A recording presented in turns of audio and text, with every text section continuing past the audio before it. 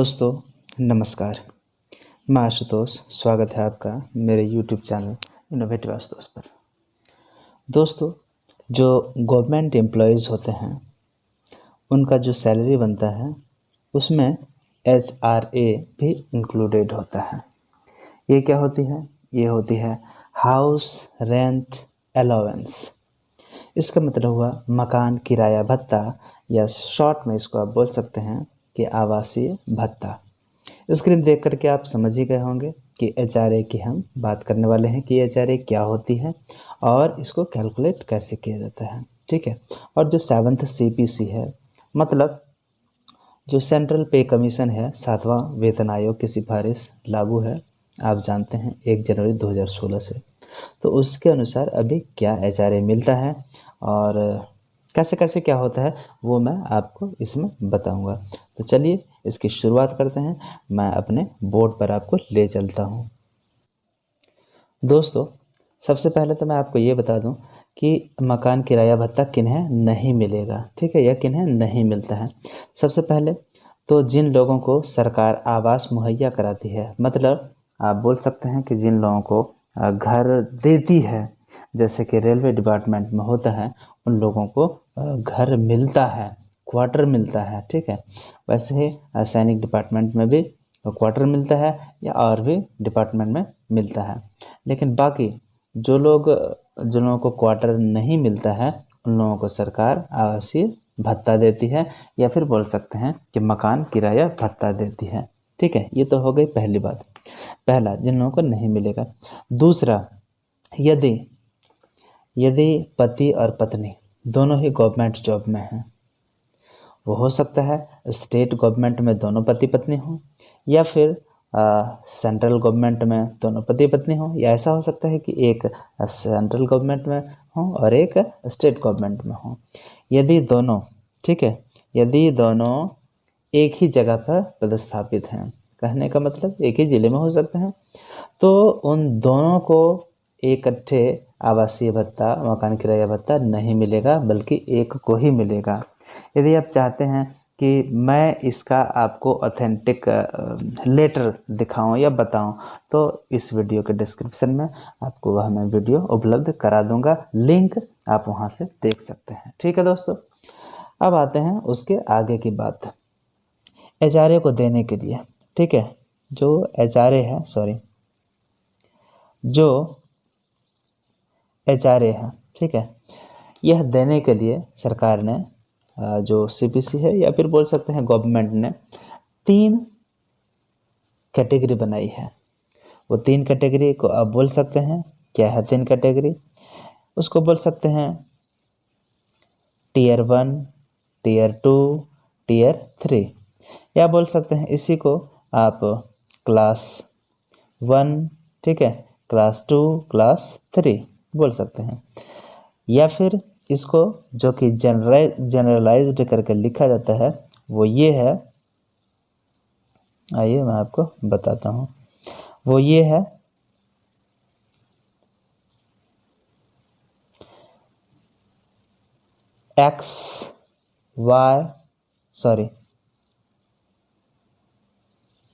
Y and Z। ठीक है।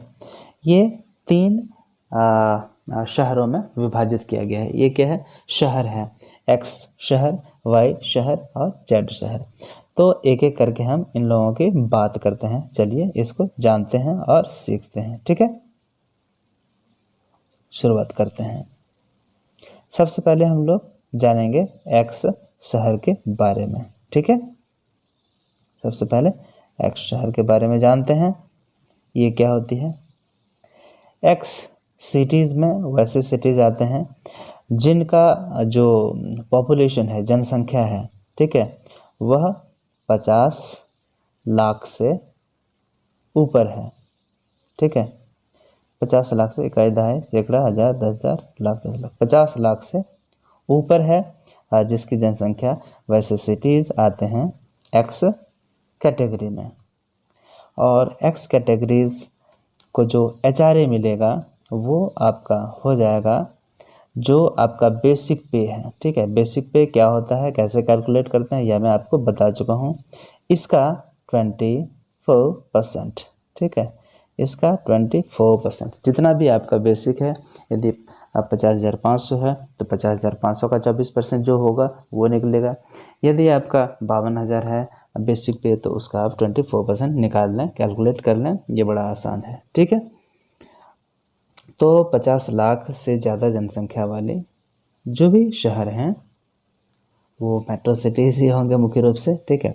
यदि आप जानना चाहते हैं कि कौन से शहर हैं जो कि एक्स सिटी में आते हैं, एक्स कैटेगरी में आते हैं, तो मैं उसका भी लिंक आपको वीडियो को नीचे डिस्क्रिप्शन में डाल दूंगा, वहाँ से आप देख सकते हैं। तीसरी बात कि लेकिन यदि कभी ऐसा यदि हो कि बेसिक पे का 24% यदि कम हो जाए, ठीक है, कम हो जाए, तो मिनिमम कम से कम ज़रूर उसको 5400 रुपये मिलेंगे, ठीक है। इतना से कम उसको HRA नहीं मिलेगा, इससे कम नहीं मिल सकता है। यही नियम है कि यदि किसी कारणवश बेसिक पे यदि कम है, उसके कारण 24% जो है वो बहुत कम हो रहा है, तो कम से कम 5400 से ज़रूर दिया जाएगा, ठीक है। यदि कम हो रहा है बेसिक पे का 24%, तो वह छोड़ करके उसको 5400 कम से कम दिया जाएगा। ये है एक्स शहरों की बात। अब अगले शहर की ओर चलते हैं, ठीक है।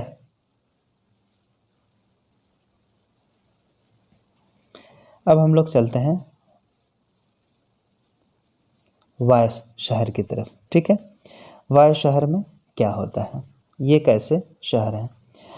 जिन शहरों की जो पॉपुलेशन है वह 5 लाख से ले करके 50 लाख तक है, ठीक है, 5 लाख से ले करके 50 लाख तक है। यदि हम झारखंड की बात करें तो झारखंड में ऐसा कोई भी शहर नहीं है जिसकी आबादी 50 लाख से ज़्यादा हो। इसका मतलब है कि झारखंड में जो शहर हैं वह तो या तो वह वाई कैटेगरी में आएंगे या तो फिर जेड कैटेगरी में आए हैं, ठीक है। तो 5 लाख से 50 लाख, 5 लाख से ज़्यादा और 50 लाख से कम जिसकी आबादी है जिन शहरों की, उनको जो है जो HRA है वह मिलेगा कितना, तो जितना भी आपका बेसिक पे है मतलब मूल वेतन है उसका 16% मिलेगा, ठीक है, उसका 16% जो भी है। यदि 50,500 या 52,000 है आपका बेसिक पे तो उसका 16% जो होता है वो आप निकालना है। लेकिन एक शर्त यहाँ भी है कि मिनिमम जो है वो 3600 से कम नहीं मिल सकता है। यदि किसी कारणवश बहुत लोग ऐसे होंगे जिनका बेसिक पे कम होगा और उसका जो 16% उसको HRA मिलता है वो यदि 3600 से कम हो जाए तो वह नहीं मिलेगा, बल्कि कम से कम 3600 रुपया उसे ज़रूर मिलेगा, ये ख्याल रखें, ठीक है दोस्तों। अब बढ़ते हैं हम लोग जेड कैटेगरी की तरफ, ठीक है, जेड कैटेगरी की तरफ बढ़ते हैं।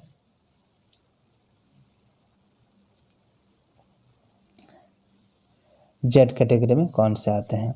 जिनकी आबादी 5 लाख से कम हो, ठीक है, जिन शहर की आबादी 5 लाख से कम है, ठीक है, वो आएंगे इसमें।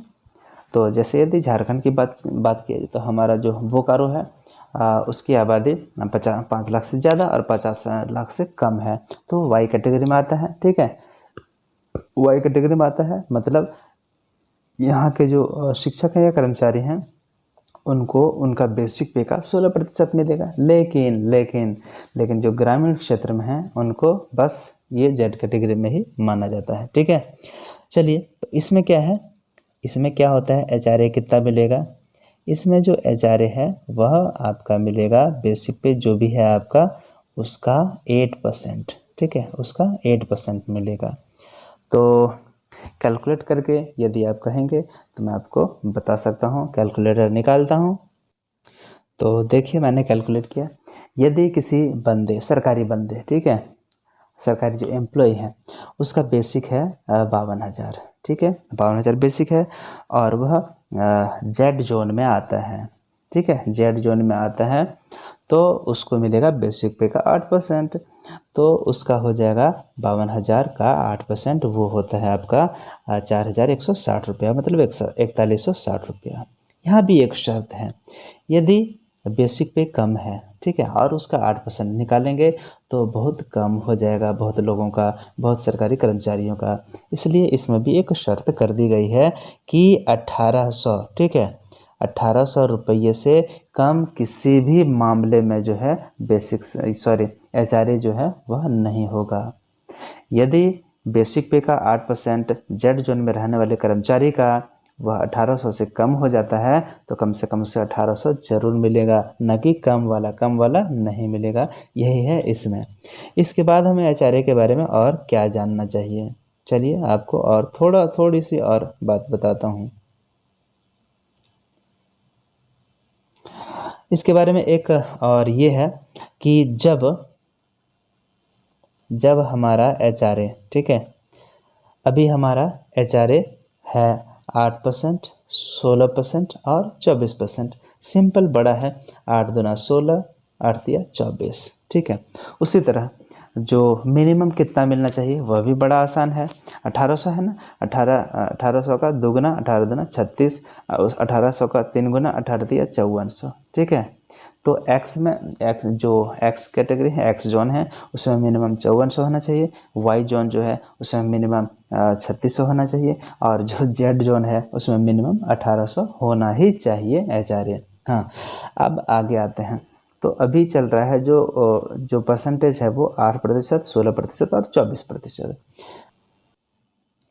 आप जानते हैं कि हमारा जो डीए है, मतलब डियरनेस अलाउंस, ये क्या होता है और इसे कैसे कैलकुलेट किया जाता है, कितना मिलना चाहिए नहीं मिलना चाहिए, इसके नियम क्या हैं। यदि इसके बारे में आपको जानना है तो इस वीडियो के डिस्क्रिप्शन में भी उसका भी लिंक दिया हुआ है, आप वहाँ से जा कर के देख सकते हैं। हाँ, तो दोस्तों मैं बता रहा था कि यदि डीए जो है आपका अभी आपका 17% है, मतलब 17% है, यह सरकार फिर आगे हो सकता है कि हाल में ही घोषणा करे कि 4% और देंगे तो ये फिर हो जाएगा 17-21%। ऐसे ही बढ़ते बढ़ते किसी दिन तो यह 50% तक पहुंच जाएगा, है ना। डीए जो है उसमें लगभग काफ़ी मात्रा में मिलेगा, और डीए जो है कितना परसेंट होता है, कैसे होता है, वो मैं आपको बता चुका हूँ। अभी जैसे 17% है, किसका 70%, तो बस आपका बेसिक सैलरी का। तो यह जब 50% हो जाएगा, ठीक है, 50% होगा तो सारे लोगों का होगा, सभी कर्मचारियों का होगा 50%। तो जब यह 50% हो जाएगा तब इस मकान किराया भत्ता को रिवाइज किया जाएगा। रिवाइज मतलब फिर से परिभाषित।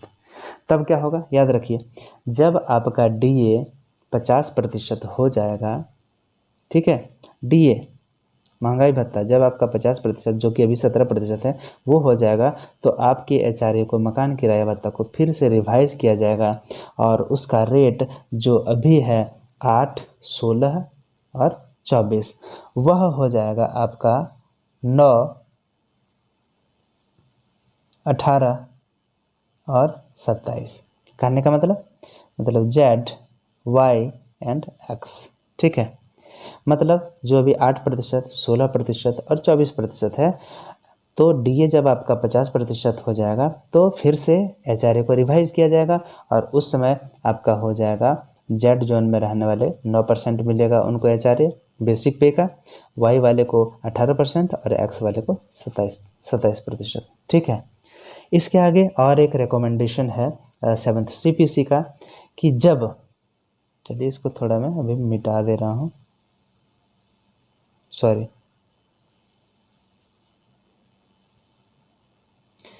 जब डीए, ठीक है, जब डीए 100% हो जाएगा, कभी ना कभी तो होगा ही, अभी आपका 17% है, तो 17% जब है आपका, कभी यह 50% जब हो सकता है तो कभी 100% भी हो सकता है। उसमें क्या होगा, तो उस समय भी आपके एचआरए को फिर से रिवाइज किया जाएगा, ठीक है, मतलब फिर से उसको परिभाषित किया जाएगा, फिर से उसका रेट तय किया जाएगा। तब क्या होगा, तब आपका एचआरए जो हो जाए वो आपका हो जाएगा 10%, ठीक है, 20% एंड 30%। ध्यान दें, ये परसेंट है, 10%, 20% एंड 30%। कैसे, Z zone, Y zone, sorry and X zone, सही है, ठीक है। तो जब आपका DA 100% पर चला जाएगा, 100% मिलने लगेगा आपके बेसिक पे का, तब आपका HRA जो है उसको फिर से रिवाइज़ किया जाएगा उसके रेट्स को, और वह रेट हो जाएगा आपका 30%, 20% और 10%। कैसे? तो X जोन में, Y जोन में और Z जोन में।